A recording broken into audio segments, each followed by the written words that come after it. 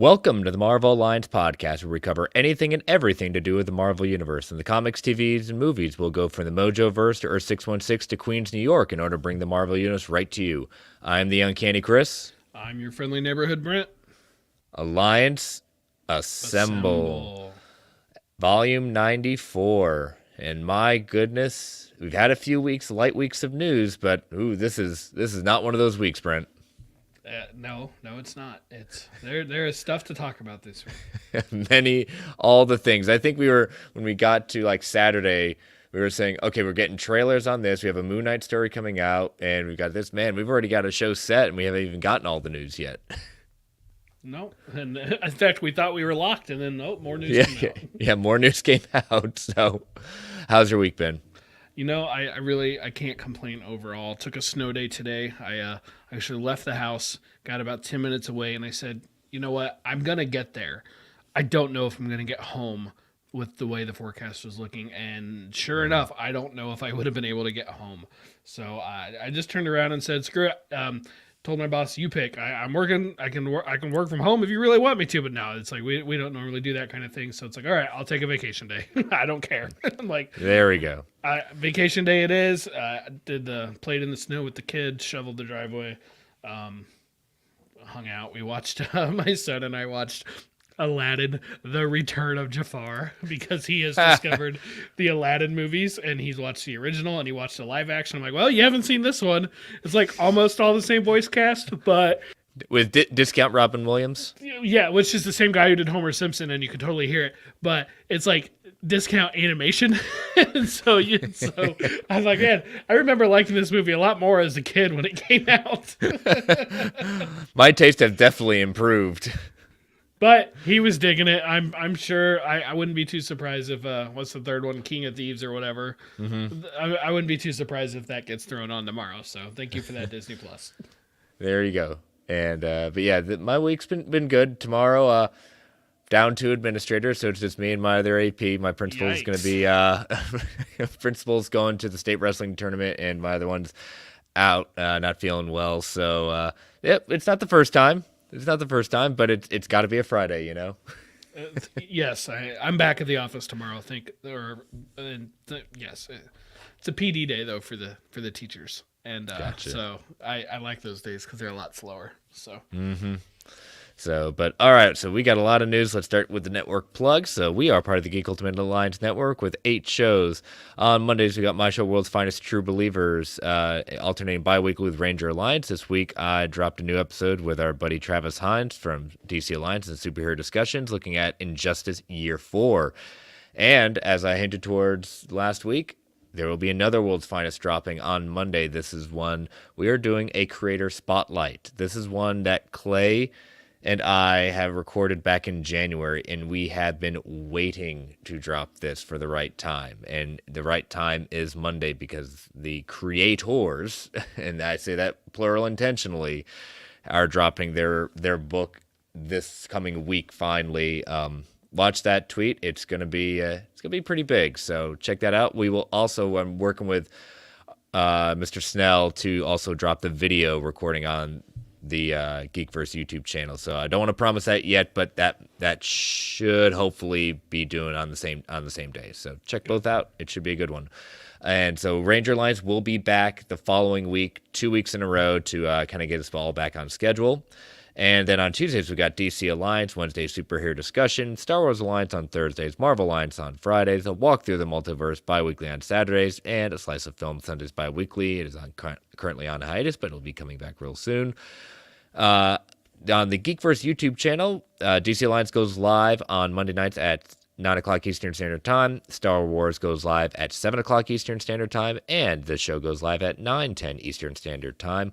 All 3 of those shows, we have our own solo feeds outside of the GUA feed, but if you want everything, subscribe to the GUA feed, or if you just want one of those, all 3 of those, subscribe to the individual solo feeds. We also have a Patreon. If you want to join us on there, we appreciate it. We can't do this without the patron support. We have 2 tiers. The $1 tier is our tip jar. You want to say, hey, you're doing a good job. We appreciate it. And then we've got our $5 tier with ad-free episodes, early access episodes, and Patreon exclusive shows. Brent, we are recording episode 2 of We Can Watch This All Day. What is the next in our chronological rewatch of the MCU? Well, we're going to go higher, further, faster, right? Captain Marvel. Mm-hmm. I have watched it again. I happily put it on for the first time in quite a while. Actually, most of these movies are going to be the first time since Endgame, like my Endgame rewatch for me, including Captain Marvel. And, yep, well, spoiler, I still like it. Yeah, I'm rewatching it either tomorrow night or Saturday at that point. But yeah, we'll be getting in a second rewatch before. So we're going to record that. The goal is we don't want to say a day, but we should be putting it out that next week. Yes. Okay. I mean, as long as we keep our recording date, I'll post it next week. So awesome. So be on the lookout at patrons, and if you haven't joined on Patreon, that is the only way you'll be able to catch our rewatch at that point. But other things that are on there right now, you've got Travis's top fives. He's trying to go every single week, looking at different top fives for his personal, favorites. He is going to run out of top 5 things. Eventually, he's going to have an episode of his top five episodes. There you go. Buy him a week. Then Joe over at Walk Through the Multiverse is going week by week, marching towards The Boys premiering in June. So he's going episode by episode. And so be on the lookout for that. You got Batman 89 with Snell and Clay. So, a lot of good stuff coming on there. Next month having some more stuff. So we really appreciate our patrons. But if you can't join us on Patreon, if you could take 30 to 90 seconds and rate and review us on Apple Podcasts or whichever platform of choice may be, or Spotify as well, we greatly appreciate the review. And let us plug our sponsor, OrganicPriceBooks.com, for all your Omnibus Collected Edition needs. Use that code MarvelGUA at checkout to get $2 off every single order. Excellent shipping, excellent packaging, outstanding customer service, ships around the world, and they are a great sponsor of ours. As you know, I personally use them. But one thing I want to plug is we had this little thing drop this week that in honor of George Perez's great work, and for those that don't know, he is suffering from terminal cancer right now. The Heroes Initiative, which he has been a big part of, giving back to comic book creators, is reprinting his illustrious JLA Avengers run in trade paperback for the first time in many, many years. There's only going to be 7,000 copies put out. This is all going to charity. Why so few? I don't know. I don't know. I mean, lawyers. They would probably sell every copy that they print. They would. And ridiculous. Yeah. So this is kind of the information about it at this point. It's going to feature 64 pages of companion content, this, that, and the other. OPB, I got a lot of messages. I know JP got a lot of messages, a lot of us who work with JP. The deal is that it is on the site. I know it says sold out right now. JP does not feel comfortable taking pre-orders for something that he is not sure how many he's even going to get. He has placed his order, but so has every single comic shop, every single online place has placed a comic book shop. So it's going to be up to Diamond to decide how many, if any, he is going to get. And so what he has done is, you see this little thing, add to wish list. You add this to your wish list, and it will notify you when they get stock. And so it's going to be a first come, first served basis. And I'm not trying to drive FOMO. That's just the best way he does it, instead of getting a whole lot of angry customers who he has to cancel pre-orders for. So just a little PSA at that point. But again, it's all, when it comes down to it, this is going to a good cause. It may be 7,000, but the Heroes Initiative is an outstanding organization supporting the creators when they don't have the support they need. So, but I think that is all the paperwork. So we've got trailers. We've got lots and lots of trailers. We got trailers. So what's going on in the chat? I just started. It looks like we got some stuff. Some people. Oh, we got. Well, SPubs, those direct-to-video sequels have some wild storylines. Yep, looking at you, Aladdin, all in the game. Please tell me you saw the quote from Oscar Isaac about Moon Knight being the first character study since Iron Man that, no, I know he's going to... I know what he's going for, but poor choice of words. Yeah, we saw it. Yep. And then, same thing. All right. Yep, okay, yep. Pasted it twice.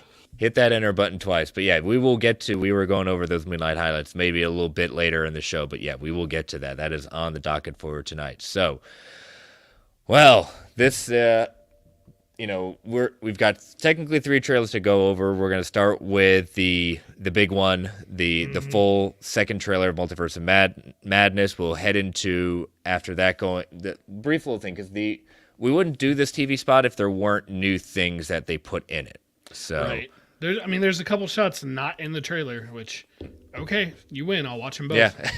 Exactly. Several times. So at times I'm going to stop, kind of go over certain things. Brent, also feel free to stop me at certain points as well. As you know, the volume, I'm going to check this, make sure the volume is off so that way we do not get taken down. All right, let's start breaking this down. So we get, Open Eyes of Strange, talking about every night he's got a nightmare. So he's waking up as he's been saying he's having this every single night.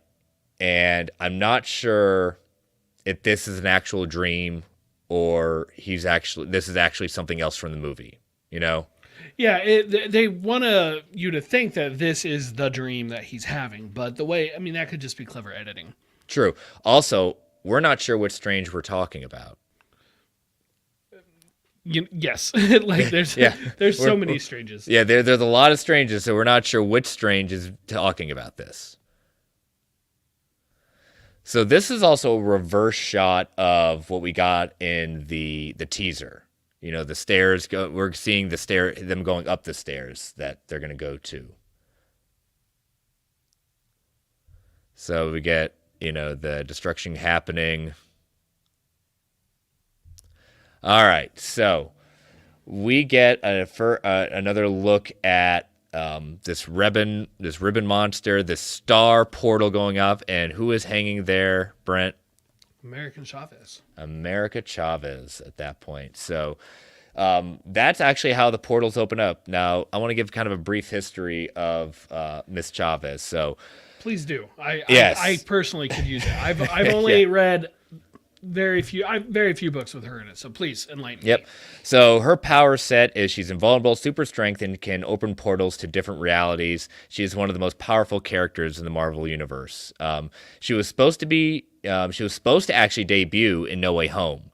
That was changed due to the shuffling of the schedule. There is concept art that was released that shows she was supposed to be the one that bringing in Andrew and Toby into the MCU. She was also supposed to be at the Statue of Liberty sequence and might have been the one instead of Doctor Strange to put everyone back in the bottle, as it were. Originally, America and her 2 mothers. Now this was the first origin of America Chavez. I'll get back to that in a second. So her and her 2 mothers lived on the utopian parallel outside of the multiverse and might have appeared as a tease at first. And at the risk of collapse, her mother saved the reality, but upon pulling it into the main universe, they died, leading America to run away. She then made it to the 616 reality and became a hero that we know today. However, last year there was a series that came out, miniseries called America Chavez, Made in the USA. Turns out the origin we've come to know is not correct. In reality, she made up that in the idea that her mothers were actually from Earth 616 and took her and her sister to a billionaire named Mr. Gale. She and her sister had something called the Edges syndrome, which Gale wanted to heal, and against their parents' judgment, let him help them. Her mothers would die, end up trying to get the girls to escape Gale's island, and when it was revealed he was exploiting them. She is a lesbian, and this, I believe, it's very hard to see, but there is, I believe, a rainbow pin on her jacket, which is also what she does in the comics as well. So we've got we've got a representation going on here. Good. She does join the Young Avengers and the 616 version of the Ultimates with Monica Rambeau. So possible some future. So that's kind of a brief history of America Chavez. So that's that ribbon. So that's that ribbon monster. No idea who or what this is. Can't really answer that. So this is Strange. This is we're going to see a better, closer shot of Defender Strange. Yes, pretty soon. So we get him waking up.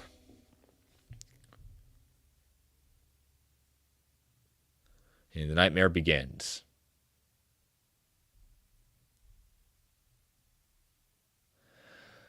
So here, when he says this statement, I did what I had to do to protect our world. He could be referencing No Way Home, but the reverse spell might have, he may not remember what he did in No Way Home. You know, I was thinking about that, and initially I absolutely thought No Way Home to begin with. And then, yeah, does he remember? Does he, what? I think we're going to find that he remembers helping Spider-Man, and that he remembers a multiverse was involved and that he was able to shut it down. I don't think he's going to know the specifics of I was helping Peter Parker. But I think he will know Spider-Man is who I was helping. And so with that, I'm not sure what else he would be referencing, because he really hasn't done, at least as far as we know, anything else that could break the multiverse this way. True. I mean, it was one of those things where, something I thought about, like how powerful was this spell and how much control did he have over it? Yeah, which I think Wong would tell you he didn't have enough control over it. Exactly. So he takes this, he's examined these red orbs, which looks similar to the Scarlet Witch's chaos magic. Could be different universes being eaten by the chaos energy, and he shoves them into the book. Could the book be the Darkhold? Well, maybe. It's hard to say, just because, as far as we know, Wanda still has that. Mm-hmm. Yeah. So we get New York and Wong kind of saying you can't control everything. All right, this looks very familiar. We've seen this. We've seen this kind of something like this, yeah, from very much like this. Loki, and very much also in What If, as the city's kind of bleeding around him. I had not even considered What If for this. I saw this and thought Loki, and was just like, very focused on Loki the whole time. Mm-hmm. We got Wong. Okay, so Christine's in this. She's getting married. I'm pretty sure this is her future husband. The guy in the background, the guy in the background, yeah. Yeah, if not him, I don't know who. I mean, it's definitely not Stephen Strange, right? Yeah, he's at the wedding, but I almost want to see that this is where we get our Gargantos attack as it is getting ready to occur. Yes, that would make a lot of sense. We get Wanda right here.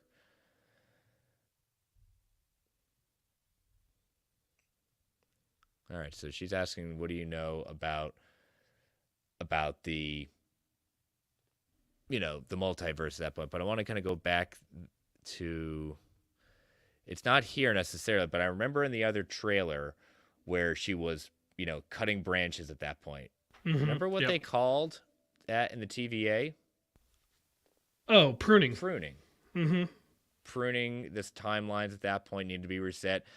And when she asked about, when he asked her about, the multiverse, she said, Biz had his theories that it was dangerous. So Elizabeth Olsen did let slip something in an interview with THR's award chatter, that Wanda does have telekinesis and can travel between universes. If this is true, it is because her Scarlet Witch persona exists in several different realities at once. So remember, she's a Nexus being. Huh. So I didn't hear that. That was the awards chatter? Yeah, THR's awards chatter. I may have to look that up.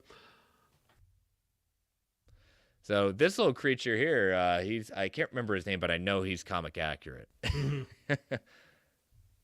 Yeah, like a Minotaur, but... Mm-hmm.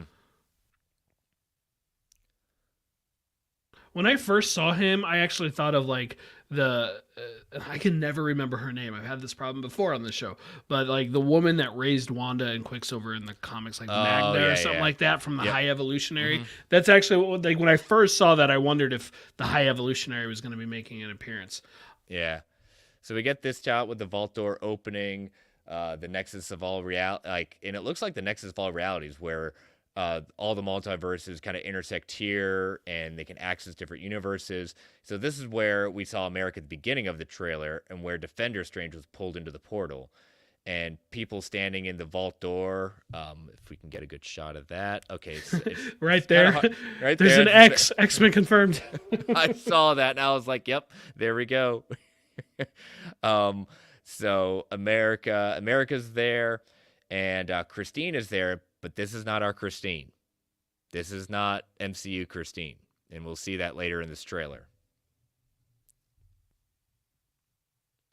All right, Baron Mordo, but he is not Baron Mordo, according to, you know, according to the toy line. Mm-hmm. So it is known as Master Mordo. So that kind of feels like the name that like an evil doctor gives himself or whatever. It's like, I am now the master. I'm Master Mordo. exactly. So yeah, so he's he's there kind of, sorry, Steven. Your desecration of reality is what's going to get you in trouble. All right, so we are in a very interesting place here. What do we got going on here? I initially wondered if this was going to be like an offshoot of the TVA. Like, is this going to be a part of the TVA as it is at the end of Loki when it's changed? I don't think that's necessarily the case though anymore. As we continue to watch it, I go a very different route with it. Plus, the TVA is something there's going to be involved, we think, but this just doesn't feel. This does not feel like that. No, this feels much more. The TVA has this, like, it's obviously super advanced technology, but when you look at it, it feels like 70s or 80s style, like older. Like, it just feels older, whereas this has a very like futuristic looking to it. So I don't think this is it. All in the game says it's the Illuminati HQ. Yeah. Well, yeah, that's probably accurate. Yeah. And so we got Ultron bots, much different Ultron bots at that point. So judging by these bots, this could be reality where Tony or someone has successfully put a suit of armor around the world. And yes. And so the place they're walking seems to be, through a bit, prosperous and authoritarian. But with these Ultron bots, there's been a lot of rumors of that, Mr. Tom Cruise possibly being that superior Iron Man. Right. Brock in the chat says those robots have superior Iron Man's armor. I still don't know if I buy the Tom Cruise aspect of it, but I don't know. The superior Iron Man, it'd be pretty cool to see, and it would allow them to have an Iron Man and make it be a dramatically different version than the version we saw in the MCU's Sacred Timeline. Yeah. So then we enter a chamber. So this is kind of what we're all. Darn it! I can't catch a break on that. Oop. I can't catch a break with this whole thing. Yeah, technology's hard. All right, so this is kind of where we're saying is this is the chamber for the Illuminati at that point. Mm-hmm.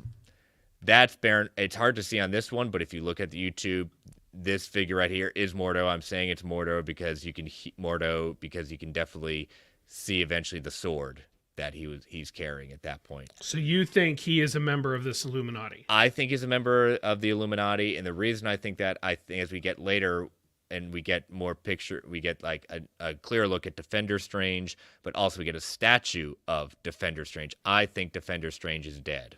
And I think Master Mordo has taken that seat on the council. Okay. So,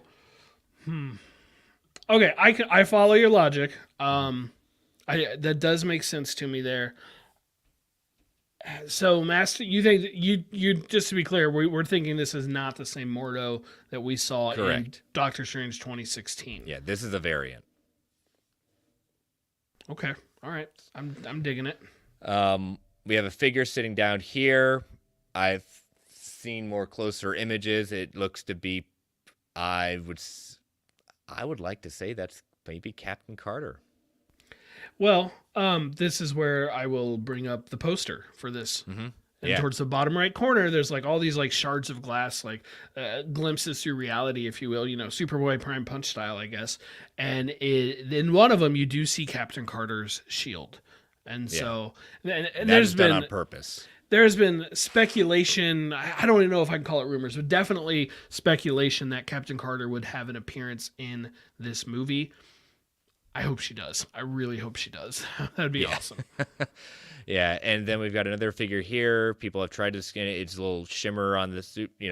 We've heard some rumors of possibly Black Bolt. He was one of the members of the Illuminati. Will Anson Mount be reprising his role? Again, we've got some fan service on this one because we got the ultimate fan service coming up right here. We should tell him the truth. We see just a little figure, but you cannot deny who that voice is. Who is it, Brent? That is Sir Patrick Stewart himself. Yes. I definitely had some. It was quite the loud, let's say, holy crap moment. But I wasn't saying crap on the other end of the house. I'm like, oh crap! My kids probably just heard that because I, watching the trailer by myself, audibly yelled when I heard that voice. I was shocked. Yeah, we had heard the rumors. We've heard a lot of different stuff. I even put a factor of fiction out there saying, yes, I believe the Professor X rumor is true, but I'm the one who is continually saying, and I'll keep on saying it. One, I do not believe this is from the Fox universe, Professor X.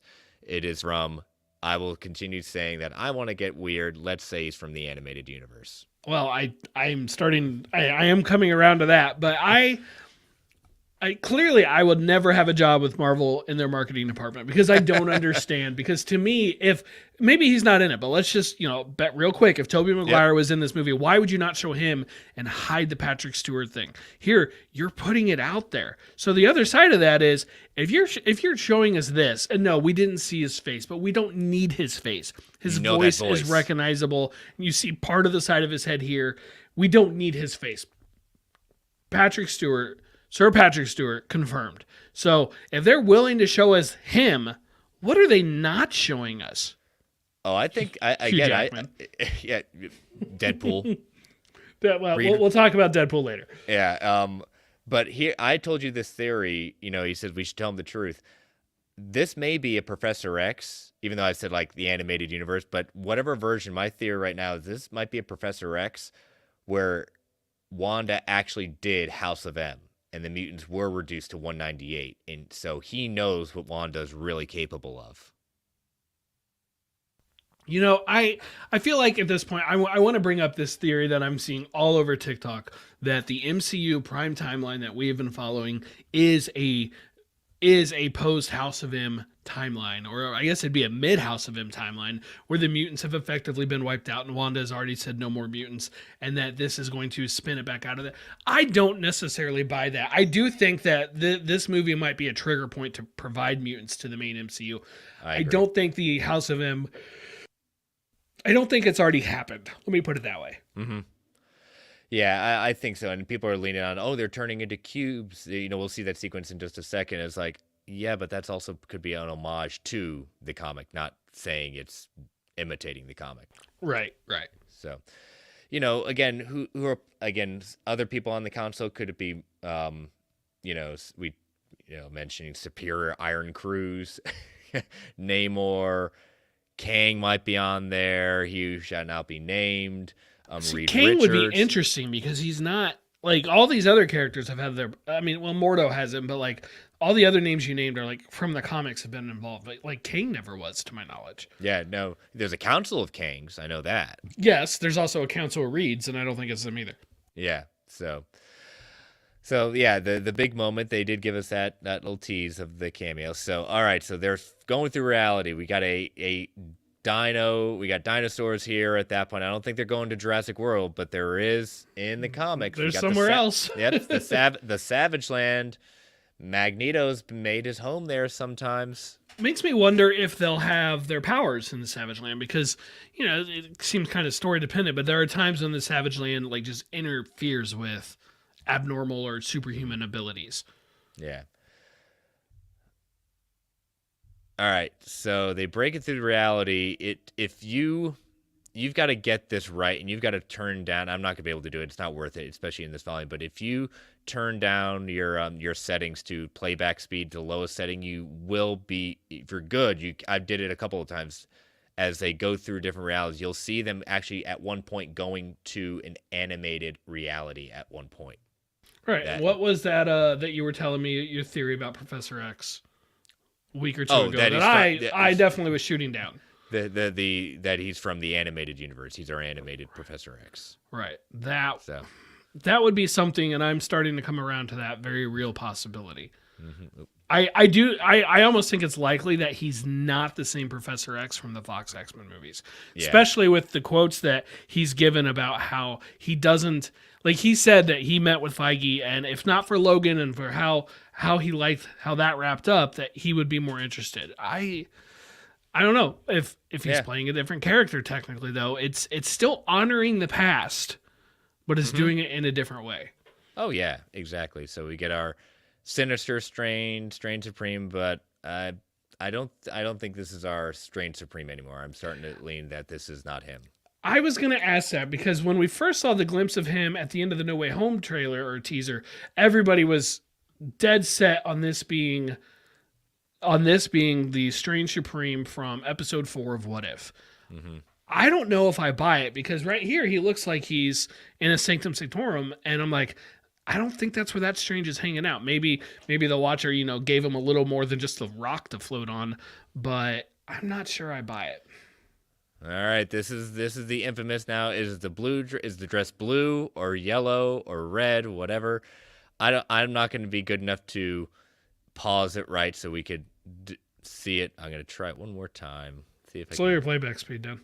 Yeah. Let me follow my own advice. So what we're talking about here for the podcast listeners is the Captain Marvel scene. I don't think this is any version of the Human Torch. The energy around this being to me does not look like fire. Yes, it could conceivably be like what you would expect to see around a Nova, but it doesn't look like that either, especially the helmet. Like there's not a Nova helmet there. Yeah. And so I don't buy that either. And I want to see Nova. I'd love to see Nova. Oh yeah. But I don't think this is it. Yeah, and I know some people have said it looks like Superior Iron Man because of the kind of similar. Even Tom Taylor commented saying, "Hey, it's trending." He has no inside information. He did create, Tony's endosim armor, has a similar glow at that point, but there's been a lot more enhanced versions, like an 8K photo going around, and it is very clearly a female in this, not just any female, but Lashana Lynch. Looks to be very clear that this is Lashana Lynch playing Maria Rambeau as our Captain Marvel in this universe, going toe to toe with Wanda. Yeah, so from a universe where she gets the powers, where the Tesseract when the explosion from it, I should say, not the Tesseract directly, gives her the powers instead of going to Carol. Awesome. I think that's really cool. The shots and stuff that you're looking at right now where she's facing off with Wanda, I think there's some questions. I've heard some questions about, is there more than one Wanda in this? I don't necessarily think so. I kind of fall in she's a Nexus being like in the comics and there's really only one of her. But regardless, that is going to be something really cool to see. Mm-hmm. So we got America Chavez. I think America gets brought in because she is fighting Gargantos in her reality, and it transports Gargantos into ours, and that's how she gets to our MCU.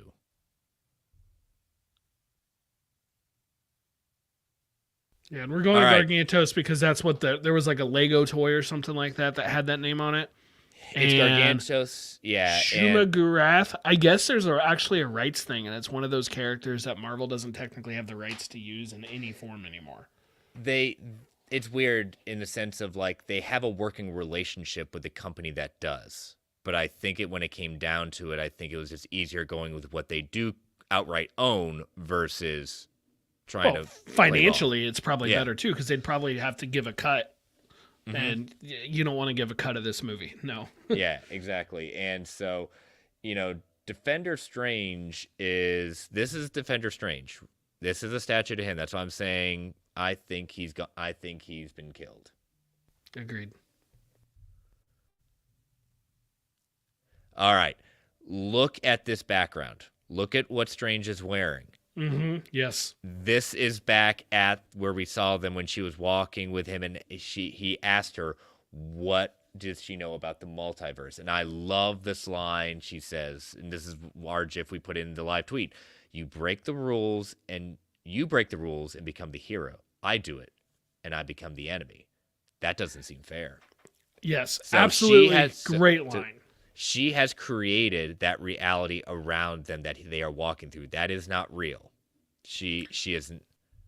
The Darkhold has really taken a hold of her. Yeah, so I would say the question is, when she was pruning the branches, was that the false reality, or is her showing herself as Scarlet Witch the false reality? I think it's the pruning of the branches myself.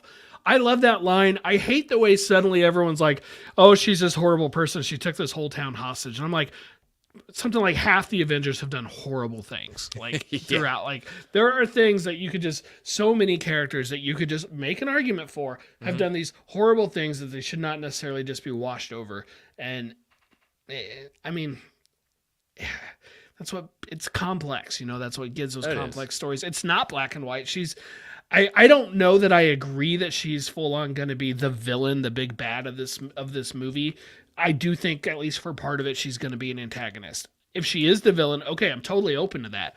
But I'm not ready to jump to that conclusion yet. Mm-hmm. And, I'm glad, Westview, he says, I'm not here to talk about Westview, but I think as they start breaking into it, this is when her reality is going to start showing the truth about it. And so now we see a Wanda here, a Wanda there. And this is very much similar, if not the exact house that we saw in Westview in WandaVision. Yeah, very similar. I think this is Wanda confronting herself over the things she has done. It could be that, or she ends up taking over a Wanda in this. Some idea like, remember, she heard what she believed her kids were screaming and asking for help.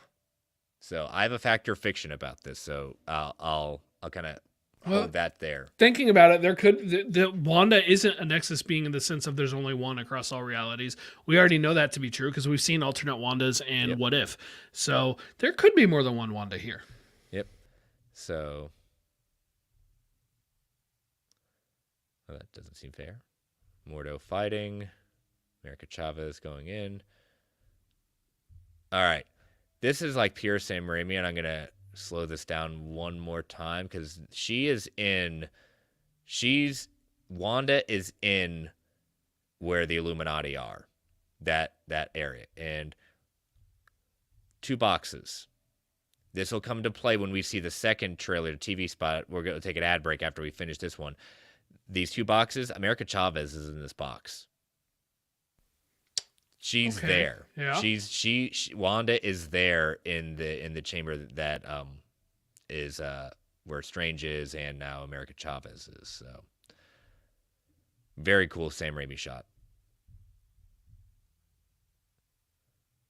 Yeah, when he got hired on, my biggest concern was how cheesy was some of the B-level horror type things was it, because like there's a scene in Spider-Man 2 when they're trying to cut off Dr. Octopus's tentacles that always feels that way to me, and I will say so far I'm not seeing anything that gives me that kind of cheesy vibes, which is a good thing. True. Now we'll see it better in the next trailer, but this is Defender Strange. This Defender Strange has turned into a zombie, and I'll point it out when we get to it because he'll have the ponytail. And this was interesting too. This trailer, no funny tag, as Marvel trailers has sometimes done. Nope, I was expecting it because they normally have it, and no, and really this wasn't a funny trailer. There's not jokes in this trailer. Yeah, there will be jokes in the movie, but. Mm-hmm. So, but yeah, we're gonna take our first ad break before we go into the next one, and we'll kind of catch up on the chat and. See what y'all are saying at that point. So as you know, listeners, these ads help keep the lights on the Geek Ultimate Alliance Network. We don't get to choose what ads come on, and they could be a bit loud. Give you that 3 count before they come on. 3, 2, 1. We'll be right back. All right. So what's going on in the chat? What are some people saying about what they've seen? Well, let's see. Let's go back up. Brock thinks it is a post or mid House of M's timeline. He admits it. All in the game. Who's our 6 on the council? Professor X, Mordo, Captain Carter, Iron Man variant, Namor, Reed, possibly. And there was those rumors about a Reed Richards showing up in this. All in the Game says you missed a quick of the animated universe. I think we referenced that. Isn't he called Sinister Strange in the official captions? You know, The I captions, tried to yes. The I tried to captions watch do. this again with the captions, and it said they were on, but they were not on before we started tonight. S. Bob says that her hair, referencing Captain Marvel's, looks very similar to Lashana Lynch's hair. How it looked in No Time to Die. I still need to see that movie. I can't comment. Also, Gargantos is a Namor villain, and Shumagarath was in the Guardians of the Galaxy game last year, which is sitting on my counter right now because my friend David so kindly loaned it to me, and I've yet to start it. I really need to play that, and that brings us up. So I think we're ready for the TV spot. All right, so it's gonna be a little bit quicker at that point, but Because a lot of it's the same, but there's a couple different shots for sure. yeah. All right, so we got continuing with Defender Strange falling in. All right, this is a cool shot right here with Wanda. Mirrors all around. We've seen mirrors all around in What If with the Watcher. Mm-hmm.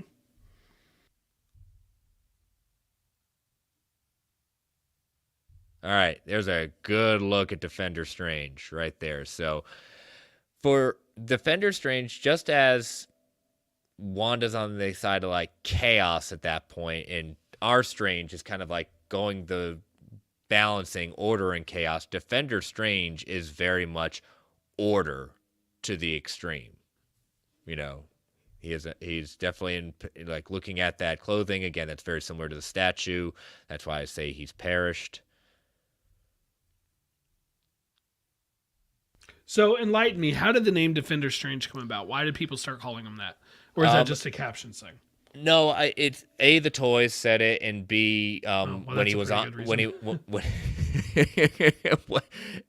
was on the team, the Defenders too. He took on that. So this was I was kind of referencing. So this is a different Christine. This was who was actually standing in the kind of open vault at that point. This version of Christine, and the reason it's a different version. This Christine has red hair, very dark red hair. That is America Chavez right there being held in the chamber, probably while Stephen's being, chastised by the Illuminati. That is an Ultron bot running in. So this is where Wanda is staring out into. So she eventually gets in here. And I think she is trying to get into the chamber because she wants to siphon the powers from America Chavez to go through more realities. Potentially to go after her kids. Mm-hmm.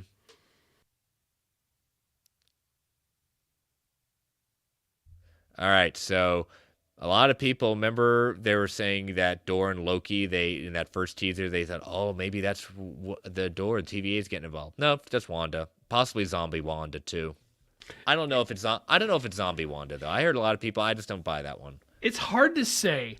It very much looks like zombie Wanda, but we don't like. This is going to be the kind of thing where there's hallucinations involved and things like that. We don't know, but part of what leads me to thinking it is that shot of like zombie Doctor Strange later, implying that right here Ponytail. that zombies are going to be a thing, and maybe he's not technically a zombie, but to me, the next shot sure looks like a zombie. Yep. So you see that ponytail standing in the wind? That's Defender Strange, and there we go. So I mean, to me, it looks like a zombie. Yep, for sure. It is pretty close. So just a couple of things there at that point, but again, there were some key things we wanted to go over. So. That is anything new did we miss in there in the chat? All in the Game saying that they're glad Christine gets to do more in this movie. I think everybody would agree with that. S-Bub, she's either a zombie or super pissed off. Should we go ahead and do the Doctor Strange related questions that we got? Yeah, before we head into Moon Knight. It's a good idea. Okay, so Jim Scroggs wanted to know how many variants of Strange do you think we're actually going to see? So like we have our main one. Defender Strange is 2. Zombie Strange, it is Defender Strange, 2.5 maybe. I mean, it's a different version of them. You think we're seeing any other? There's the Sinister Strange. You think we're seeing any other ones? Yeah, if Sinister Strange has nothing to do with Defender Strange at that point, so that would be 3.5. Since like we're that, counting yeah. Yeah, so I guess 3.5. I don't see 4. But if you want to count that, technically we're 4. If we really want to bite the bullet and say, okay, technically Zombie Strange is different, but it's Defender Strange. But Sure. So 3.5 to 4. All right. From Mario Parker M, who survives Multiverse of Madness? Why does Strange have blue on his cape? Is that part of Peter's fit? Will we get variants like Eric Bana, Edward Norton, or Wesley Snipes? All right. So a few questions. One, who survives? That is a really great question. American Chavez does. She's new. Yes. She's not going anywhere. I'm going to go ahead and out on a limb and say the main Doctor Strange does. I am less confident about Wanda. I think it's conceivable that she doesn't, which will really piss off a lot of people if that's the case. Stay tuned for my Fact or Fictions later. Okay. Why does Doctor Strange have the blue on his cape? What do you think of that? Just a stylistic change? Yeah, I think it's a stylistic change. I think I have no answer for that. Just for more variant toys? Yeah. Okay, this next question. Will we get variants like Eric Bana, Edward Norton, or Wesley Snipes? I want to move Edward Norton. Forget him for a second. Eric Bana, Wesley Snipes, I don't think we're going to see either of them in this movie. Mm-hmm. I also don't think, I will never say it's impossible at this point. Marvel has taught me it's never the same. S-Bubs in the chat has hit on exactly why I wanted to hold Edward Norton back. Edward Norton is definitely not, because he is not a different character. That's one thing people seem to forget. They're like, oh, he's a variant. Like, sure, they could bring him in and allude to that and make a variant of him, but it's important to know that Edward Norton in The Incredible Hulk and Mark Ruffalo and every single Hulk appearance since are the literal same character. They're not variants of each other. The literal same character. It's just truly a recast. I do not expect to see Edward Norton at all. I won't say it's impossible. I refuse to say that about anything now after what I just saw with Spider-Man No Way Home, but I don't buy it. I don't see it happening. Copy paste all of that for Terrence Howard and Don Cheadle. Next time, baby. Next time. Next time is never going to come for that guy. I don't think. At least not in this. True. All right. Yeah. For death, I agree with you on that one. It's I don't know. Outside of those, it's kind of hard to tell. Yeah. I think I'll tell you what. I do think a number of the Illuminati are going to get wrecked. Sure. I mean, it's possible they will all go. Yeah, Wanda might take them all out. You know what? Let's say at least the majority of the Illuminati are going to go. We'll go ahead and put that out there. Yeah. Captain Carter will survive. She better. S-Bubs in the chat. Wong lives. He needs a show. I would be totally into that. Wong has been popping up all over the place. I would be into a Wong show at some point. I agree. All right. Travis Snell. After recent interviews, what is your percentage of Ryan Reynolds being in Multiverse of Madness, and why is it 100%? Travis told you. Well, the reason is he's trying to pull an Andrew Garfield. That's what it really feels like. You read these things. I swear I'm not in the movie. It's like, look the other way. Can we change topic, please? The funny thing is, to the point, and we mentioned this in the GOA chat, it's just all you have to do is, before you go in an interview, they're not dumb. They know rumors are flying around about this. Your manager, your publicist goes to the people and says, he's not answering questions about this. Do not ask, or we end the interview. I will never understand why they don't do that. But they do it in some cases, but not in this case. So that's why it's almost like Ray even said, it's like, the non-denial is basically a confirmation in the Marvel universe these days. I mean, you can't. The problem is, obviously, they're never going to just say yes. If they say yes, great. Outside of Alfred Molina, if they say yes, then okay. But if they say no, we still don't believe him. So no matter what he says, we don't believe him. And so, especially during the video, he kind of looked very, very uncomfortable, even talking about it. I almost wish they would, all these actors would just answer with, no matter what I say, will not change your mind, or you're not going to believe me, so I'm just not going to talk about Marvel when I'm here for something else. Well, how about this? Even Deadpool, and let's just throw in maybe some friends of his. Maybe we'll get that whole idea of Logan and Hugh Jackman making that appearance and freaking everyone out. I would love to see those two together so much. That would be so much fun. So Travis, to answer that, I am leaning more and more up there. I think we even talked about either last week or the week before, saying Deadpool being in it, him coming through the portals at the end at that point. Sure, I'm down. Okay, these next two questions are tied together, so I'm going to read them both. Okay. Travis Hines, do we think we will see the Watcher in this movie? We got the Stanley cameo before. This would be the one in Guardians 2. But after seeing some things that reminded me of the Strange What If episode, it's making me think we could see the Watcher as well. And then Brock says, do we feel we will need to watch What If to fully understand Multiverse of Madness? Yes. I do think Jeffrey Wright is showing up as the Watcher in this. And to fully understand everything, yes, I think you do need to have seen What If. And Brock, I know you were behind on that. I don't know if you ever caught up. We haven't talked about it at all, but I would.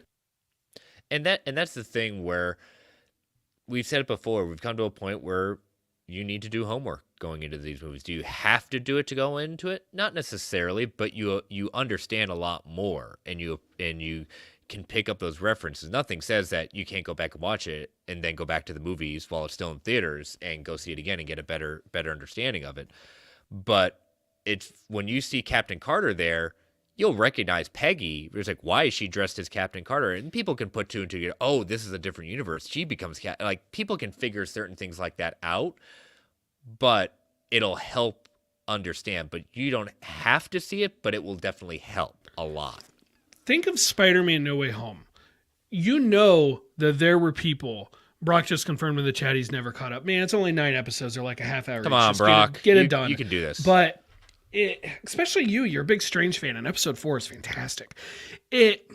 Spider-Man No Way Home, you know there were people who went to this movie and did not ever see the Amazing Spider-Man movies or even the Tobey Maguire ones.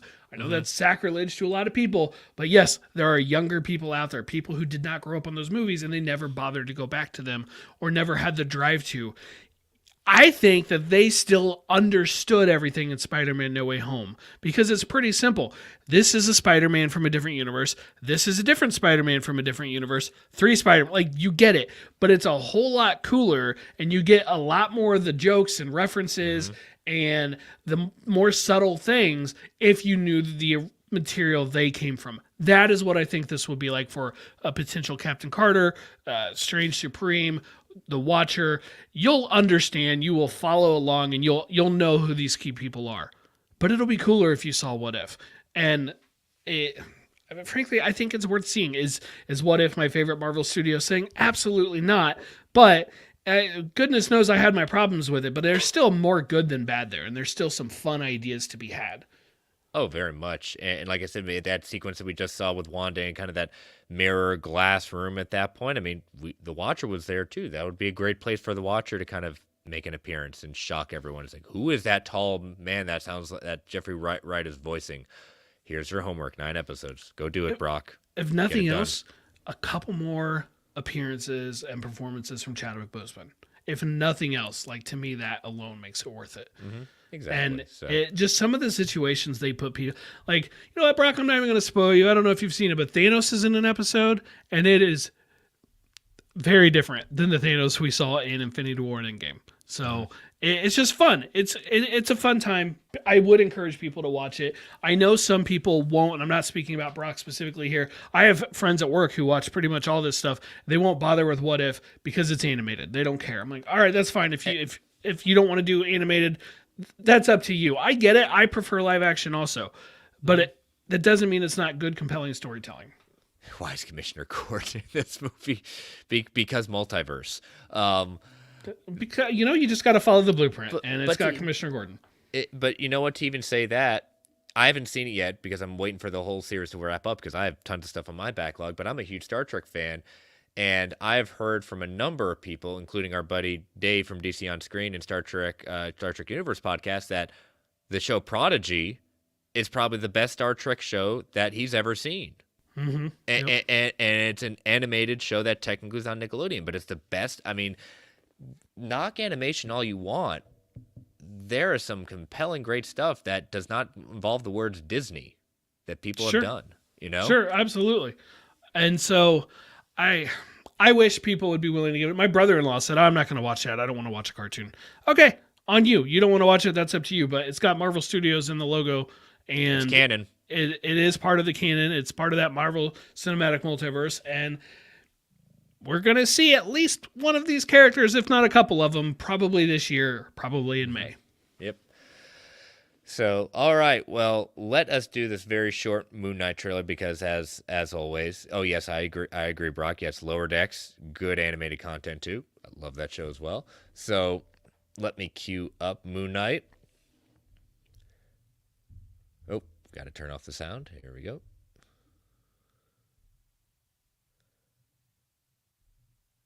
Oh, great. Gotta love. You know, earlier I went to rewatch the Strange trailer, and before it, I got an ad for Falcon and the Winter Soldier. It's like, man, YouTube, you know me so well. Trying. Here we go. Come on. Gotta love technology when it works. Refresh the page. Yep, trying to. Here we go. All right, Maybe good not. deal. Nope. Here's what we're gonna do. You got the wonders of let's try it from a different window. Try it again.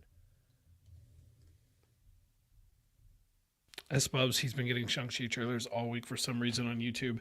Yeah, I've seen that Falcon and the Winter Soldier ad so many times, and I don't understand why. Why am I seeing it now? I'm like, you should be pushing Hawkeye or the Eternals or something more recent than 9 months ago. There we go. So all right, hit it.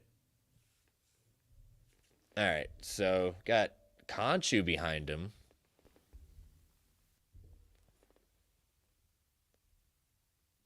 All right, so I want to go pause it right here. We've got on that tattoo. The tattoo. We've got Arthur Harrow played by Ethan Hawke, seen again and showing him the tattoo on his arms, the scales. The scales have heads. They're heads of crocodiles, and they're moving. I'm thinking, totally normal. Totally normal. Arthur Harrow, I think, might be the avatar of the Egyptian god Amut, or Ammit, okay, who had the head of a crocodile. Amut is deemed unruly by Anubis and got the nickname Devourer of Souls. In the comics, Amut is Dr. Emmett in the comics. So Anubis would weigh a person's soul to see if they were worthy to enter the underworld, and the scales may be referring to that. He appears to be having special abilities that we'll see later on. And he can hear Stephen's thoughts. And Emma is part of, has been in the Moon Knight comics and stuff, right? Correct. Yeah. Dr. Emmett is female in the comics. Okay. All right. So let's see that staff. You don't get a good look at the staff, but yeah, you got that purple chaos energy. Or no, excuse me, dark dimension. Mm-hmm. God, look at that. I love the shot of the costume forming around him. Mm-hmm. And then just right there, Ooh, Team White Eyes looks so good. I watching this with my son. Like he was in, the Super Bowl was on, and I'm like standing up watching. I'm like, yes, new footage. At the end, he looks at me and says, "Who was that?" And I wanted so much to say it was White Batman, but I didn't. Don't do that. I didn't, because he would never not call him that. I'm like, no, that was Moon Knight, and he is awesome in his own right. Didn't mean to rhyme there, but that shot of his cape, that crescent cape, it's so cool looking. Like they just, Phase 4 continues to just hit it out of the park with these costumes. Yeah, you got the crescent, crescent ring. I don't want to say the other word. Sure. I was to say moonerang, but no. We got Moon Knight. You got to love that shot over the moon into the Disney Plus logo. So and then it's not in there, but we also got the shot from the Empire article of Mr. Knight. Yep. Oh yeah, we're getting to that. Oh, we will get to that. Yes, love that so much. We're definitely gonna pull that stuff up. So, all right. Well, what a lovely bunch of trailers. Very much. Super Bowl gave us a lot, and so let us take our next ad break before we get into the news. If I think that's a good time to do that. So. All right, listeners, as you know, these ads help keep the lights on the Geek Ultimate Alliance Network. We don't get to choose what ads come on, and they can be a bit loud, so I'm going to give you a 3 count to turn that volume down before they come on. 3, 2, 1. We'll be right back. And we are back. So, all right. So we had Empire Magazine had put out a cover story that came out today, Thursday, if you're listening, yesterday, if you are listening to it later on, and all about Moon Knight, some other things at that point. So, but some of these things Empire was dropping early to kind of promote the first look. So let me copy this link, open up a new window so we can kind of put this into the feed. All right, so these are the covers of the magazine. Which I've discovered you can get if you have Apple News or I think it's Apple News Plus. The Empire articles are in there. I'm like, oh, great. I hardly ever look at Apple News, but I will look at you for these things. Yep, so you got a very good look at the costumes at that point. And this kind of, was the most exciting thing that we had seen that we didn't think we'd see. Mr. Knight. Ladies and gentlemen, introducing so Mr. good. Knight.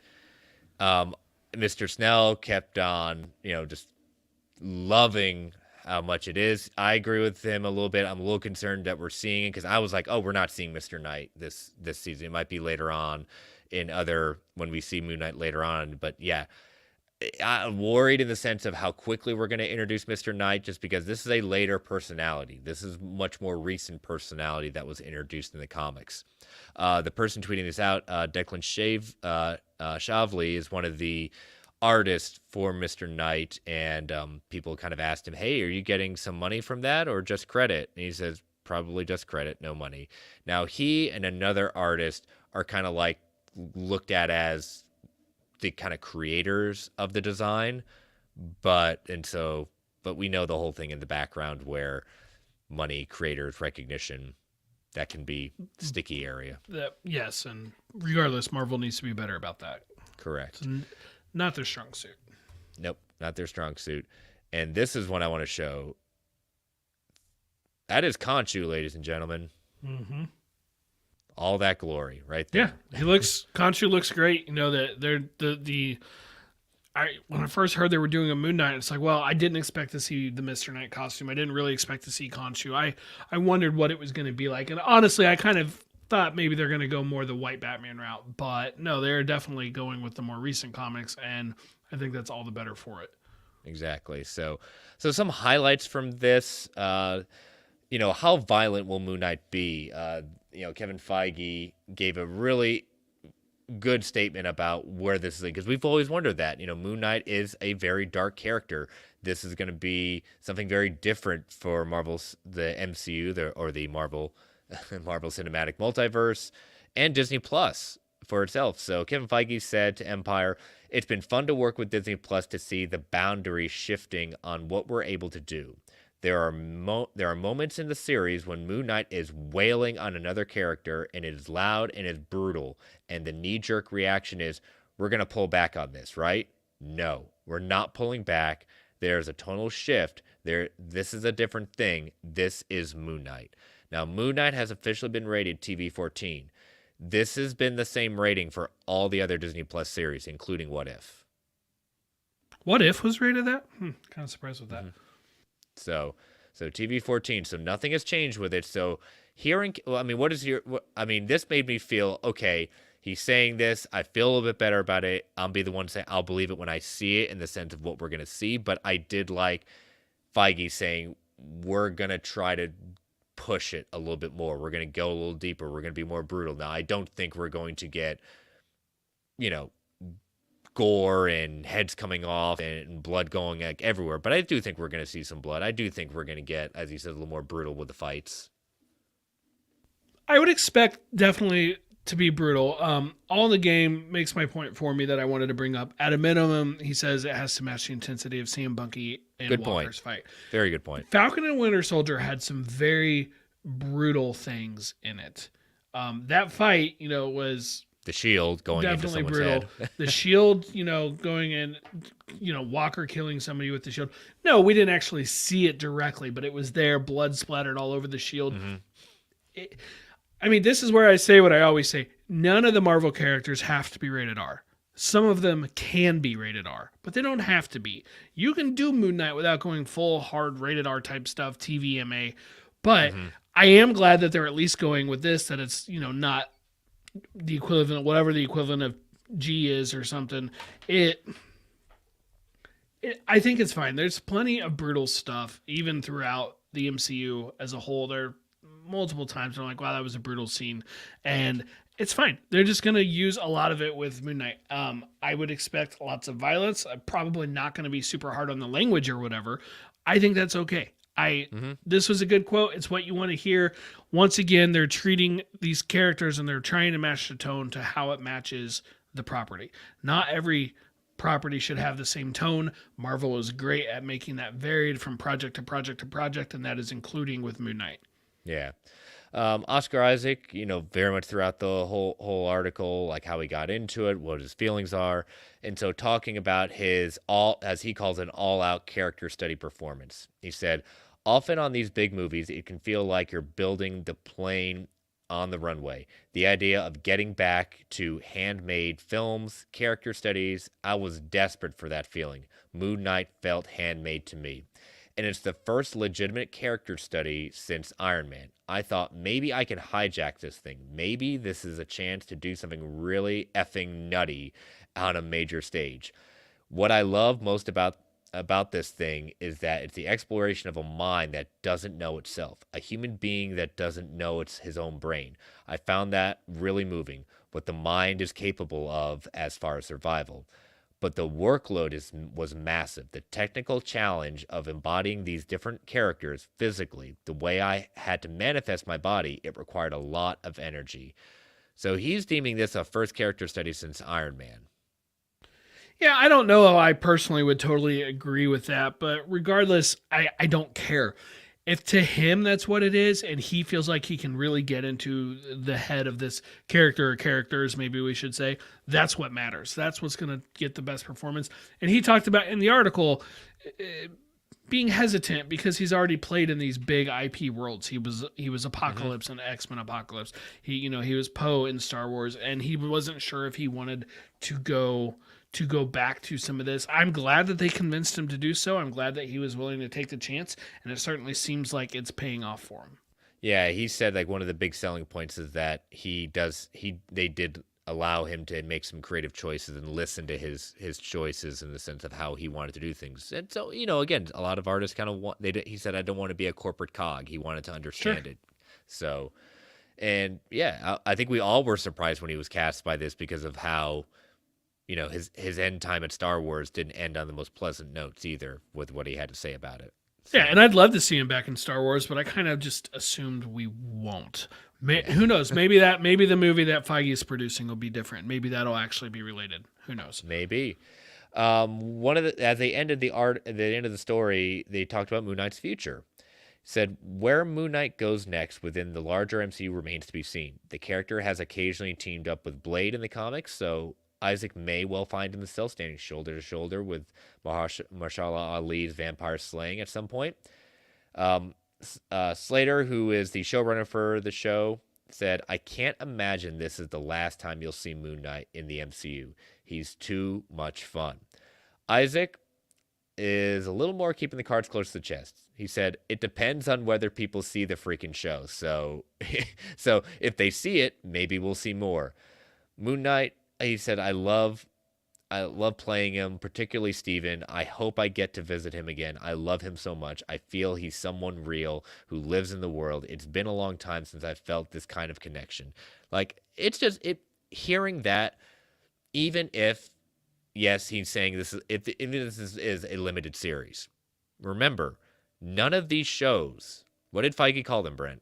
Event series. We've only gotten one show confirmed, and it was at the end of the final episode of a season 2. Do we want more seasons? Yes, great. but these may be launch pads for characters to get into the movies and be appearing in other properties. Yes, would I love to see a Moon Knight solo movie after this? Yes, great. But the MCU has never abandoned a character they're introducing and putting all this money and effort into casting someone like Oscar Isaac. Oscar Isaac is not someone that you do one and done with this character. He's not. No. He's not a fool. He knows this is going to be a long-term commitment for him. And guess what? Reading this, he's in. He is all in on this character for someone that he said, I read comics, but I never knew who Moon Knight was. And sounds like he's all in on this one. And it makes me very excited to see it and the future because remember how many Disney Plus has allowed Marvel to bring in characters and stories that may not be the most sought after thing for a theatrical run, but you can put them on here. So look at all the characters that still don't have a show or we haven't heard of yet. They can't just continue, because if you continue doing, you have to be very careful with doing season after season, because then it ties up what you can do with introducing other shows. Sure, completely agree. So, but any other highlights from this before we kind of move on to a different Moon Knight story? No, I think we touched on them. I'll say, I mean, there were some cool pictures in there, so if you have a chance to read it, it's worth the time. And great story by the director. You know, first time director in the MCU. At that point, has done some great things. You know, representation was very big with him, bringing people from the Middle East into it. He was saying like someone, he's from the Middle East, Middle Eastern descent, and he said, he's done a lot of great stuff on the indie circuit, but when people say, "Oh, wait a minute, you're making a Marvel movie," you've made it in life. Like that, like I had to laugh at that.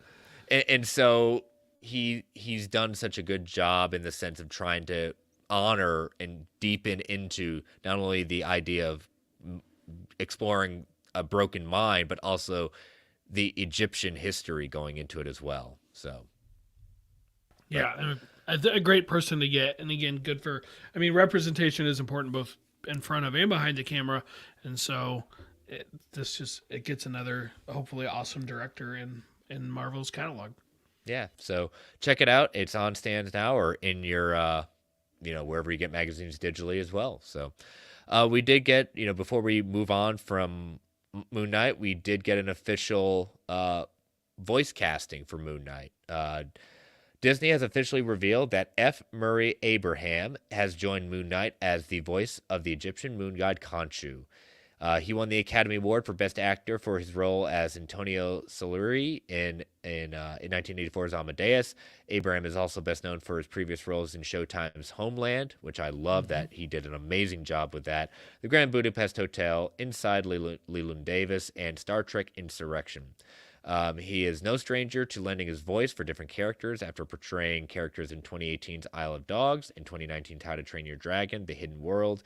This is on top of the actor's background in doing voiceover work for commercials. So Khonshu is expected to have, no surprise, a very significant role. So he is a great actor. I love his voice. I think this is going to be very cool to have him as a part of the show, lending his voice to Khonshu. Mm-hmm, absolutely. Yeah, that's a good get for him. So, well, even though we're kind of getting to the tail end of the news, this is how we started our show notes. Brent, why don't you take us through this, because you are the one who broke this for us on the network Friday morning. Yeah, last Friday morning I woke up and was just scrolling through Twitter as I'm still trying to wake up and get moving and stuff before I got ready for work. And I see someone referencing that Daredevil is leaving Netflix at the end of the month. And I was trying to verify if this was real or not. Couldn't tell if it was fake. Couldn't tell if it was just a region thing. But eventually what I found out was it is real, but you only see these notices pop up if you're looking on a profile that has never watched the shows before. And it's all of the Marvel shows on Netflix. So everything from Daredevil to Punisher and everything in between those shows, as well as Agents of S.H.I.E.L.D. also came out later in the day, is included as well. All of those shows are leaving. Netflix confirmed it's real. Disney, apparently sources at Disney told Deadline that basically there will be more information on their streaming future coming soon. Who knows what soon means in this scenario, but regardless, the question everyone's asking now is, where will we be able to watch the Defender shows after the end of February. Yeah, and I'm of the idea that everyone says that probably not on Disney Plus just because of a lot of the very mature stuff that goes on in a number of these shows. At that point, forget the violence. There's some very strong sexual content in some points of the shows. Yeah, there's some with Jessica Jones and Luke Cage for sure. Yeah, so my thing is Hulu is probably where they're going to end up at that point. I think these shows are too good for them just to put away and never see again. You can't find all the seasons of Daredevil, but seasons 1 or 2, season 3 is almost impossible to find at that point. I don't think season 3 ever released physically. Yeah, exactly. So it's unfortunate that these are leaving, and I'm going to have a little bit of faith in Disney that they're going to not keep these forever, because again, if they're trying to build up these characters coming back into the MCU, put them out there, embrace the legacy. For crying out loud, you already have, Marvel legacies in Disney Plus. So yeah, I agree. S-Pubs got a good idea. The Punisher right next to Frozen or something. Perfect. It would be really interesting to see on Disney Plus where they put these characters. And so it's worth noting that in foreign markets, Disney has their Hotstar brand, which is just one of the tabs in Disney Plus. And I don't know if you pay extra for it or not, but basically it's behind like a parental code. But it's cool when you see stuff like the new Pam and Tommy show. Pam and Tommy Disney Plus. Yeah, that's hilarious. Basically anything that they put on Hulu here goes on the Disney Plus Hotstar and Disney Plus. And so I think eventually when the Comcast, third of Hulu ownership is basically dealt with and Disney has full ownership, which is going to happen probably in the next 2 to 3 years, but it is going to happen, like it's contractually obligated that it's going to happen, that at that time, I think Hulu content will get brought into Disney Plus. What happens prior to that, though? Hulu is where, and domestically, Hulu is where the more mature stuff goes. So that was my first thought as well. And then I was listening to Phase Zero, and they kind of brought up, and I don't remember who brought it up, but someone brought up that Hulu has a commercial and advertisement level. So their cheapest level has advertisements. Yep. So they're going to break up these shows with advertisements that were never designed to have commercial breaks. That is horrifying to me. Like, I hate that idea. True. One thing I will say too, apparently NBC Comcast has decided to, and I don't have a timeline for this, but it was kind of buried on Friday as well, that they are pulling their content from Hulu. I don't know when, I don't know where, but they are pulling at some point this year, pulling their content. Well, as stuff, lose as basically their deals with the Hulu part of it. And granted, they're part of the ownership, but they're going to move that over to Peacock. I mean, that one's pretty obvious of where that content's going to go. And basically, when it's in 2024, 2025, at that time, Disney can force Comcast to sell them the rest of it. Comcast can force Disney to buy the rest of it at like predetermined rates of value. It's just a matter of time before it's all under there. The bottom line is, one way or the other, you will still get the ability to see these shows. It does really, really suck though for people, and I know people like this who were watching Daredevil on Netflix and don't have Hulu. And don't have Hulu? Don't have Hulu, right? I have a coworker he just started rewatching season 1. He's seen it before, so whatever, but he was just going through it. He's still in season 1, and he doesn't have Hulu. And so I feel really bad for him, but to me, this is all exciting news. Bring it all back under the Disney banner where, frankly, it belongs. I like this. And I did not know this was possible. Obviously, we knew they could take the characters. We obviously knew they could take the casting if they wanted to, because it's just casting Charlie Cox as Daredevil again, effectively. What I've questioned for years was the specific histories of these shows. Can those specific episode, could Daredevil directly reference the hallway fight scene in the second episode? Like, could they get that specific with it? I didn't know if they could or not. Clearly they can. Clearly, effectively, Netflix was just a distributor in this case, and they had far less ownership than so many people ever realized. Okay, great. I want Marvel to have all this. This increases the likelihood of these shows being officially canonized. Just imagine if they took off the Marvel logo and put a Marvel Studios one there. That'd be pretty sweet. There's rumors of Jessica Jones appearing in She-Hulk. I don't know how much stock to put into these rumors, so I don't put too much into it yet. I haven't seen them from a source that I like, but you factor that in with Charlie Cox and Spider-Man. Vincent D'Onofrio flat out saying he was playing Kingpin and Hawkeye as though he was playing the same way he would play Kingpin in Daredevil, and he approached it as though it's the same character. Yeah, sure, we need someone higher than him. Brock says in the chat, "Hey, Brant, it's all connected." No, it might all be now. We're getting there, but Yeah. it wasn't all connected before. But we're getting there now. Thank you, Spider-Man: No Way Home in the multiverse. But regardless, I love it. Bring it all in. This increases the likelihood of seeing these versions of these characters again, with possible exception of Iron Fist, is a good thing. Yeah, and like and you kind of talked about this as well, that, we were all under the understanding that, oh, these were Netflix originals. They'll never leave. Well, again, apparently not. These aren't Netflix originals. These are Netflix as the distributor. So that's why they were very quickly grabbed back. Because, again, they want the characters. They want this. They want to control it. We may not like it. I don't like it. I'm in the middle of a rewatch. It ain't going to be finished at that point, but I'll find a way. I always find a way. So we'll just have to see. I don't foresee us finding out on March 1st where they're going to go, but I foresee sometime in the next couple of months Disney will give us an announcement. Yeah, I could see it being like a Comic-Con thing or something like that. Maybe. Mm-hmm. I don't even, is San Diego doing virtual again this year, or is it in person? I don't even know. I don't even know anymore. But It's kind of like E3. It's kind of going the way of the dodo these days. yeah, but regardless, at some point we'll find out eventually. Hopefully, it's not too long. I may get on there and watch a couple episodes before it's off, but I don't know for sure that I will fit that in. Binge it on the 28th. Binge as much as you can on the 28th. The thing is, I do have a couple days off coming up in February at the end of the month. One of which I believe is the 28th. It's there you go. next week Friday and the following Monday, and so I may squeeze in a couple of them there. All right. Well, our last story came to hot off the press today at that point. So we have directors that have been named for season 2 of Loki. So the directors are Justin Benson and Aaron Moorhead are going to be co-directing the series for season 2 at that point. It hasn't started filming yet, but this is as we start gearing up for filming later this year.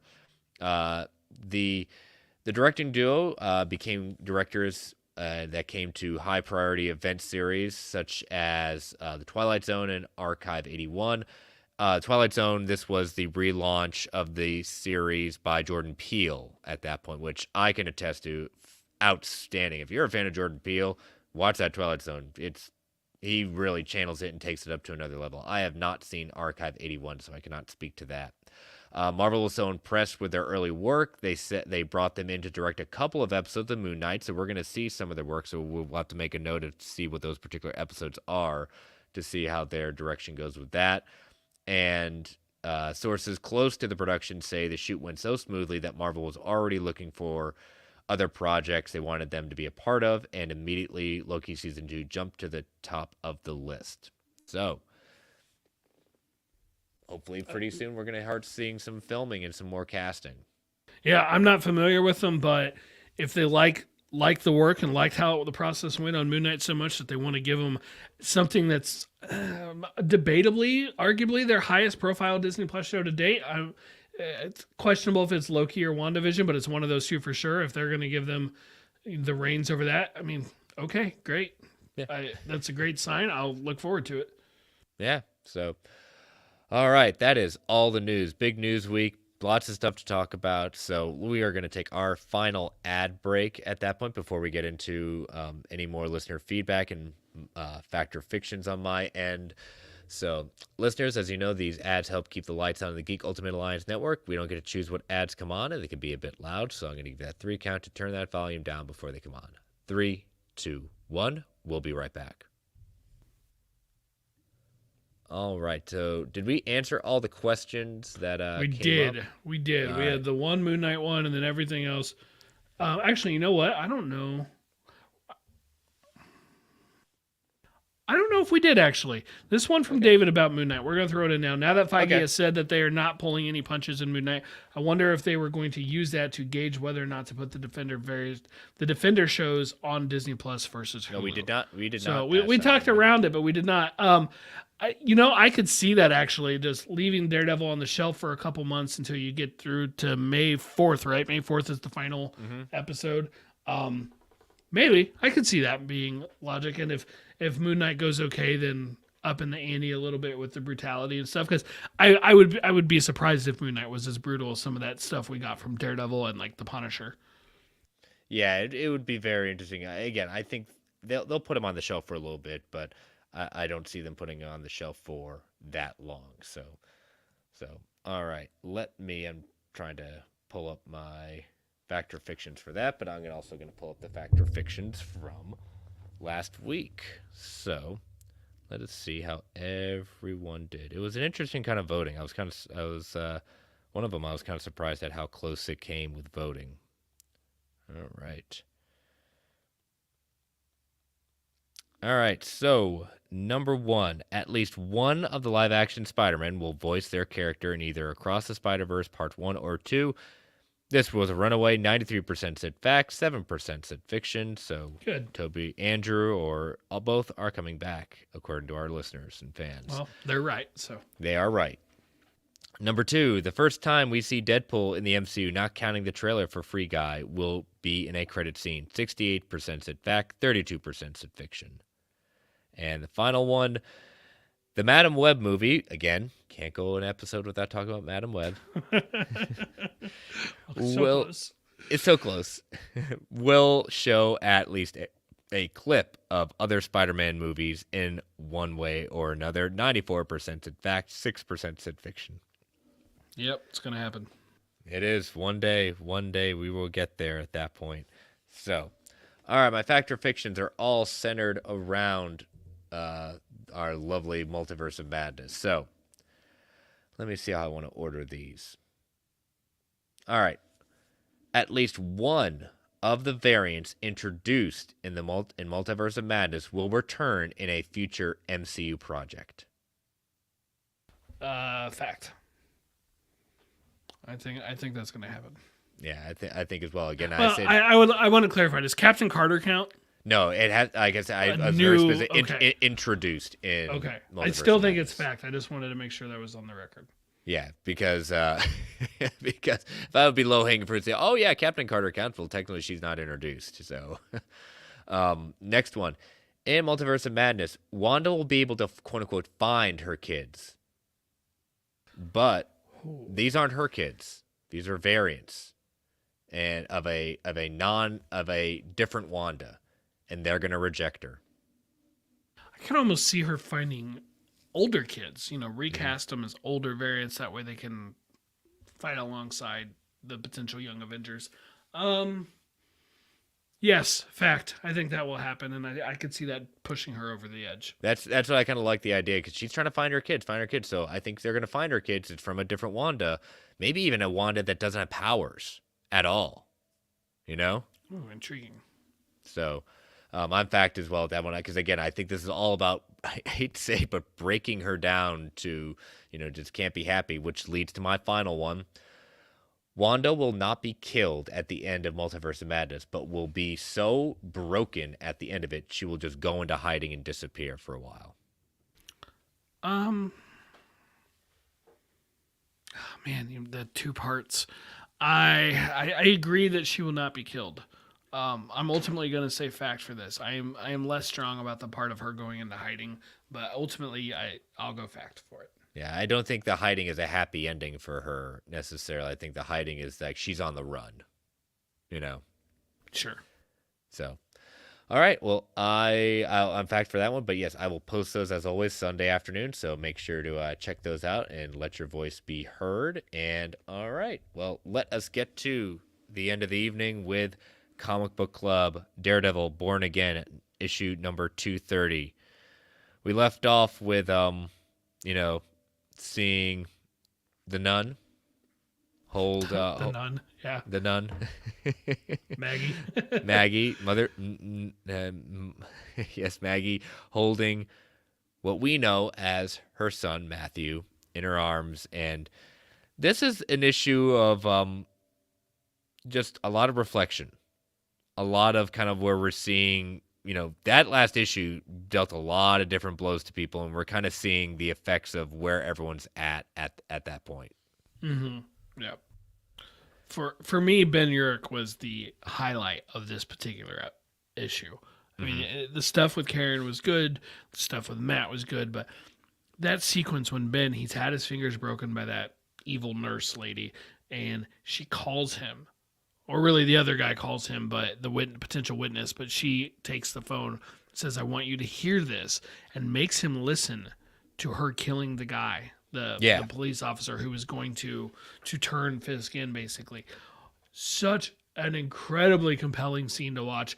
The look on his face as the horror as things were happening, and you just have Robbie and whoever the other guy is in the background arguing over whether or not Urich has turned in the copy and stuff. Just incredible. I absolutely love that sequence. Yeah, it was definitely, especially as they keep panning, going closer and closer into his face and changing the colors at that point. The idea that just Matt kind of in his mind, everything he's going back saying, I can hear everything. I can't shut everything out. He's remembering back when he couldn't control his gifts at that point. And, he can't get out of bed. He's got his legs got a little bit of atrophy going on too. Karen finally getting back, but, just barely. Just barely, and you got to think that she hasn't seen the last of that guy that she's running from. She used him, he used her to get back to New York, and now she's met back up with Foggy, and the question is Foggy going to be able to protect her from this guy if it comes to it? I don't know that he will have that in him. Yeah. Maybe if he has a bowling ball around, because we saw he was pretty good with the bowling ball. Pretty good, and he throws it enough that it hurts, but it doesn't kill. That's right. Perfect weapon. Exactly. Kingpin basically calling in someone to the supervillain Nuke to do some things for him. We're not sure yet what he's being called in for. And, Matt trying to recover and everything like that. But then we get at the end him basically trying to confront Mother Maggie and saying he recognizes Maggie. And he starts trying to piece it together. Why does he recognize her? And basically asks, "Are you my mother?" And she says, "Of course not, child." And he ends with, "A heartbeat can tell you a lot. Hers just jumped. She's lying." Yeah. So it's so we talked about before, but so much of that season 3 of the show is drawing from these, and including the relationship with Maggie and her nursing him back to health. Great to see. Really good stuff. Next issue is titled Saved, so I'll be curious to find out what all that means exactly. Yes, exactly. So, Brent and I will have to start talking about, since it's our choice for the next one at that point, but we've still got a few weeks to kind of think about that and what we want to do. So be on the lookout for the next couple of weeks. But all right, big episode and a lot of stuff to talk about, a lot of good conversation in the chat. So again, we want to thank our sponsor, organicpricebooks.com. Again, for all your Omnibus Collected Edition needs, use that code MARVELGUA at checkout for $2 off every single order. Thank you, OPB, as always, for being an official sponsor. Brent, tell people how they can follow you and plug your show. Sure. Brentech Prime on the social media stuff. Fans Without Borders. We will be back to that show at basically first part of next month for our review of the Batman. So there won't be another episode until it'll drop the Monday after the Batman comes out. Yeah. Big review.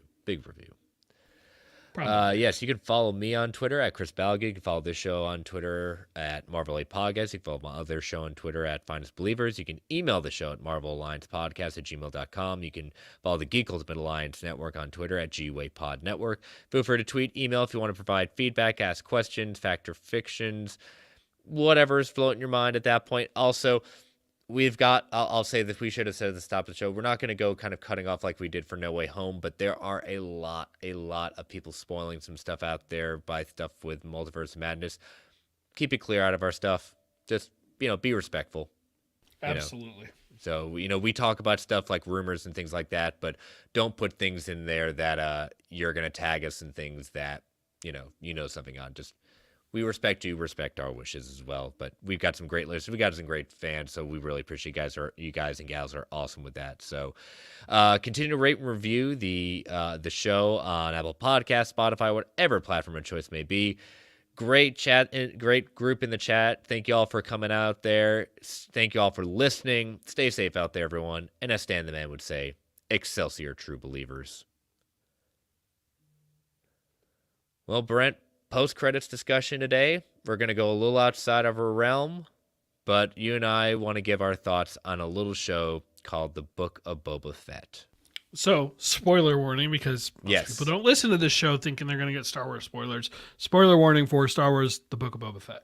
Yeah, we wanted to give a week for Star Wars Alliance. If you have not checked out their review, please check it out. Brent and I are going to be kind of quick. We're not going to go episode by episode. We're just going to give our overall thoughts and things like that. But check out them at Star Wars Alliance. They gave some awesome breakdowns every single week. So if you're catching up, give them the listen. They did a great job. So what'd you think overall? It was one of those shows that I thought I had an idea of what we were going to get, and I didn't get what I thought we were going to get, but I got something different. But I enjoyed what I did get out of Book of Boba Fett. I was more surprised out of those last couple of episodes. That I did not see coming. But I like seeing what we got with getting the history of what happened to Boba after he escaped the pit. I was really more looking forward to that. I think that was the one thing I did get was understanding how he got out, what he was like, and how it changed him. Yeah, I think I kind of wish this show had been titled The Mandalorian: The Book of Boba Fett. Like, I think that would have been a little bit better title. A lot of people seem to struggle with, was this truly a Boba Fett show, or was this a Mandalorian show? It was a good Star Wars show. Like, it was. I really enjoyed it. I don't think it was the best Boba Fett show, but as a Star Wars show, I loved it. So those early episodes were good. It just then seemed to stop. Like, the whole story just stopped. Yeah, it did. And especially when people say, well, look what we got in the episode where he came back in that planet before they took, spoiler, where they took Grogu in second season at that point. It's like, oh, we're gonna get an all out like bounty hunter. He's not gonna take any prisoners, especially the way he took down Jabba's Bib Fortuna at that point. It's like, okay, so there was a little bit of people felt a little bit burned about this is hashtag not my Boba Fett or things like that. I would love to see, the Boba Fett that people thought was there at that point pre Return of the Jedi, but right now you're only going to get that in the comics. Yeah, I was telling Brock at one point, I think for me I was able to enjoy it more because I didn't have this like massive backstory with Boba Fett. In the movies he was basically in just a couple scenes he gets punked and then he's done and he's out of it. I know they elaborated on him through books and comics and things like that, but and of course the Clone Wars. But for me, not having all those ties to him, I think I was able to take this at more face value and just enjoy it better for what it was. But let's be real, The Mandalorian is my favorite part of Star Wars, so I certainly was very thrilled with a couple of those episodes. I absolutely love them. Oh, God. Bryce Dallas Howard, give her all the Star Wars. Yes, please. Give her. I know people are like, give her own movie. No, give her a show. That's longer. Not saying I wouldn't take a movie. I'll take the movie, but I want her to have a show first because that's longer, and she is fantastic. And I've seen a little bit of a sentiment of like, was this worth waiting for The Mandalorian season 3 proper? In my opinion, yes, it is. Like if we could have got Mando season 3 earlier, if not for this, but they were working on this first. Okay, I will take that trade off. I think that was worth it. And we're now like, we have a good string of bouncing back and forth between a Marvel show and a Star Wars show for a couple from both universes. And I really appreciate that on Disney Plus. Like I've been waiting for Disney Plus to get to that point.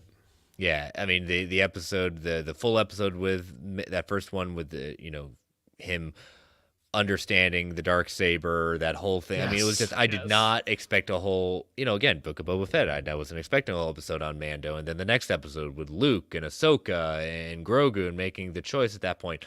Yeah, there were a lot of different things I had issue with at it, and if you want to look at the most hilarious discussion about Boba's leadership at that point, look at the Geekverse review around 50 minutes into that review. Yes, that was a lot of fun. That was some of the best, like, just saying, oh, yeah, I'm not going to do it justice, but for what it was, I enjoyed it. I'm with you. It's not my favorite Star Wars kind of property that we've gotten. I mean, it's still well, we only gotten 2 right now, but this was something that I think, like you said, we say the Book of Boba Fett, we expect one thing, we got a little something different.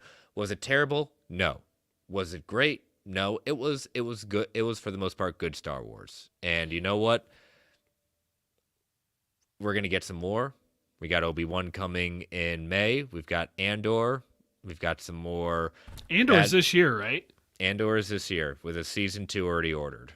So. Oh, I didn't know that. That's awesome. Yep, season 2 has already been ordered. Obi-Wan in May. We have presumably Mando season 3 in December, and so Correct. Andor in between.